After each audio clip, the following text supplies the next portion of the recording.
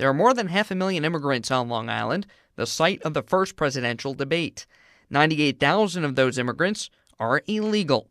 This according to the Fiscal Policy Institute, a 25-year-old independent nonpartisan nonprofit research and education organization with the mission to improve the economic and social conditions of all New Yorkers.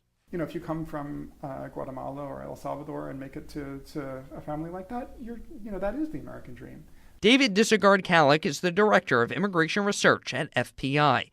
His data indicates 14% of Long Island immigrants come from El Salvador, the largest single group. And immigration, Kallick concludes, mostly benefits the overall economy, with immigration labor making up 20% of Long Island's economic output. People are choosing to come here, and I think they are doing something that's certainly good for them.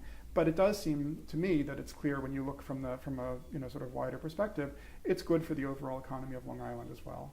While there is an upside to the overall economy, American workers are being hurt on a micro level, having to compete with illegal immigrants. It does really impact everyone. I think it is important for everyone to truly understand what's really going on.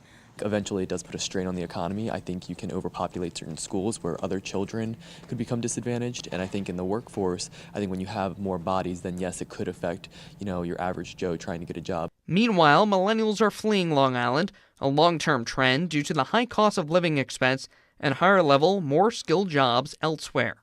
Competition is kind of, that's life. It's all how it is, and you just got to really focus on that, and that I use more of a motivating factor. Very little labor regulation, very little enforcement, and so people are able to pay lower wages is part of the problem. I would say as much of that, just as big of a problem is that employers are able to pay people without paying workers' compensation, without paying unemployment insurance, without sort of being part of the regular system. The illegal nature of undocumented immigration, Kallick points out, means lower wages for young American workers. Young black men with a high school degree or less suffer the most. There's no way to have effective enforcement of immigration laws unless you have a point where everybody's in compliance. It is estimated that there are 11 million illegal immigrants in the United States. Kallick says that's accurate, within 20%. Evidently, legal immigration significantly benefits the American economy, whereas illegal immigration has pitfalls for a nation's economy and security.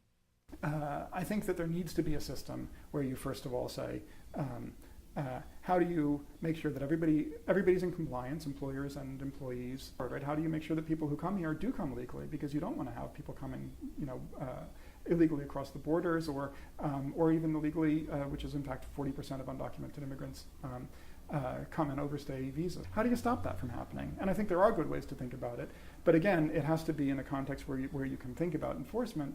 In Hempstead, I'm Neil A. Carousso.